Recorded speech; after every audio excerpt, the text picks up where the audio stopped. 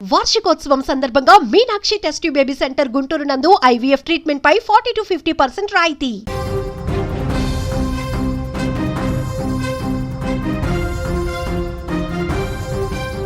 ఫిర్యాదిగూడ యువతి మృతి కేసులో రోజుకొక కీలక మలుపు తిరుగుతుంది. ఇప్పటికే కొన్ని సీసీ ఫుటేజీలు కూడా మనం చూడడం జరిగింది. ఇప్పుడు తాజాగా మరొక సీసీ ఫుటేజ్ దృశ్యాలు షాకింగ్కి గురి చేస్తున్నాయి.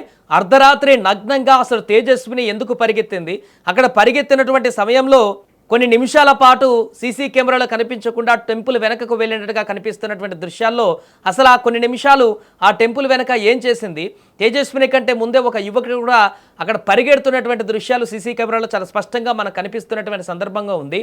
మరి ఆ యువకుడు ఎవరు? అతన్ని పోలీసులు ప్రశ్నించారా? ఇప్పటికే అతను ఏం చెప్పాడు? నగ్నంగా ఉన్నటువంటి తనను చూసి భయంతో పరుగులు పెట్టాడు అక్కడ, లేకుంటే ఆ సమయంలో ఎందుకున్నాడు? ఇవన్నీ కూడా ఇప్పుడు కొత్త సీసీ ఫుటేజ్లో మనకు వస్తున్నటువంటి దృశ్యాల్లో కనిపిస్తున్నటువంటి సందర్భం.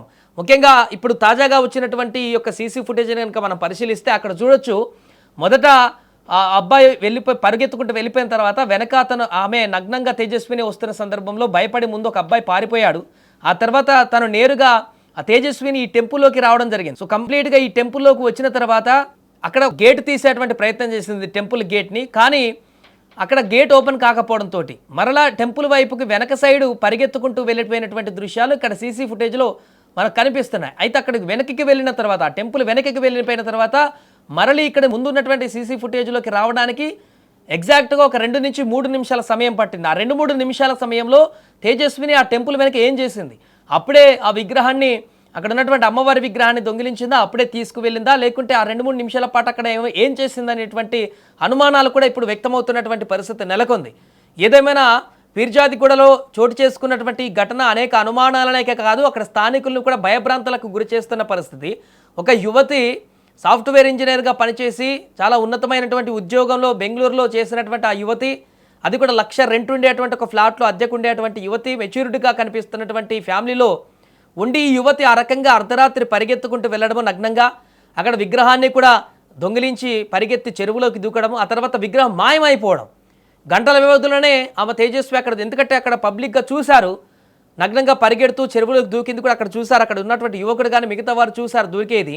వెంటనే పోలీసులకు సమాచారం ఇచ్చారు. పోలీసులు అక్కడికి వచ్చి గంటల వ్యవధిలోనే ఆమె మృతదేహాన్ని బయటకు తీశారు.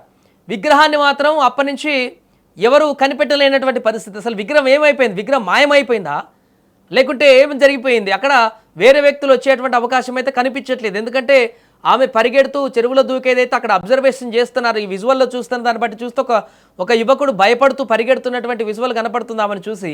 అలాగే మరికొంతమంది కూడా అక్కడ ఆమె చేస్తున్నటువంటి వింత ప్రవర్తనను దూరం నుంచి పరిశీలించినట్టుగా కనపడుతుంది.